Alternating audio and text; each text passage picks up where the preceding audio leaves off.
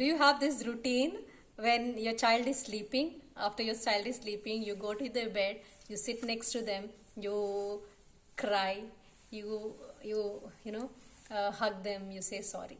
The child is sleeping. Have you done that? Yes, we all have done that. Why do we do that? Because we are guilty of what we have done or treated them in that particular day. Okay, we all react to our children's something that they have done or something that they have said. We impulsively react without thinking. We blame them, we scold them, sometimes even we become physical, and later we realize that what we have done was not right. It was injustice, and many a times we realize that the child did not say or do anything for us to react like that.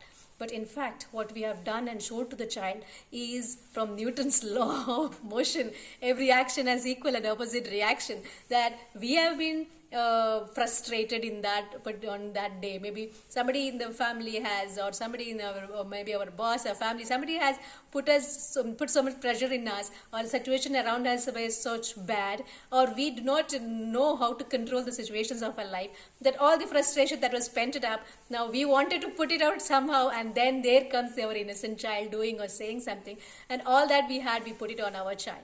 And that's why when we feel guilt, that's why we went to their bedside and we did all that. Now it need not be like this. We can definitely change, but this change does not happen in the war zone. We have to come and practice this outside the war zone. The trick is very simple, but it's not easy. Now what do? Yes, as I said, we have to practice this outside the war zone before we get into those impulsive reactions. Now take some time out when you are very cool, or when you have some time, maybe after your prayers, or sometime when you have 2 or 3 minutes, and sit down calmly and do a deep breathing exercise. Now how do? If you already know, you can use your techniques, and one technique that I have learned in my breathing session was smelling a flower and blowing a candle. Now how do you do that? Sit calmly somewhere, roll the shoulder back and relax, and imagine you have a fragrant smelling flower in front of you, and smell that. Maybe 3 to 4 seconds you smell that, and then take a deep breath smelling that. Okay, so let's do this together. Close your eyes and imagine there is a flower, very fragrant smelling flower in front of you, and you're smelling it, and smell. As you're smelling, what happens? You automatically have a smile in your face. So there we go. Breathe in, smelling the flower, and then there is a smile in your face, and then breathe out, blowing a candle. Okay, blowing, how do we blow a candle? We purse our lips and we put a small gap in the lips, and then we blow. So once again, let's smell the flower and blow the candle. Smell the flower, breathe in, smile, and blow the candle. Take a little bit longer time to breathe out than you took to breathe in. Now this, you have to practice this and make your mind and body comfortable this situation and this kind of a breathing. And when you adapt to this situation, use it when you are exhausted, and when you're not like in that tiger kind of a mode. Use it and practice this at those times, and slowly get this technique when you are about to pounce on your child. Just before you pounce, their action and your reaction, between that time, use this technique.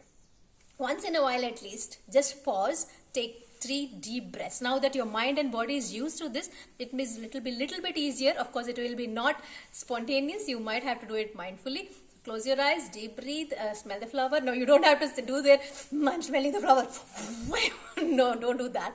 Just take a deep breath in, blow the air out, and do it 3 times, or else you can even count, 10, 9, 8, 7, or 5, 4, 3, 2.